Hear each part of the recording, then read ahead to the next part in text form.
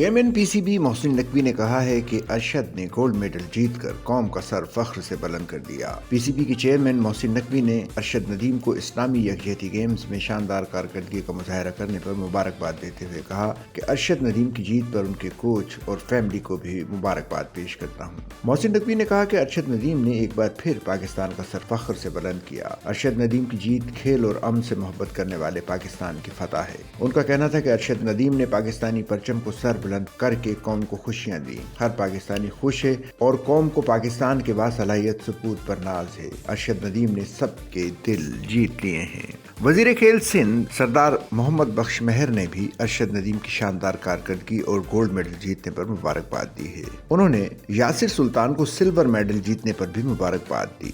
सूबाई वजीर मोहम्मद बख्श मेहर ने कहा कि अरशद नदीम ने एक बार फिर साबित किया कि वो पाकिस्तान के लिए फख्र हैं। अरशद नदीम की ये कामयाबी पूरी कौम के लिए खुशी और इज्जत का बाइस है।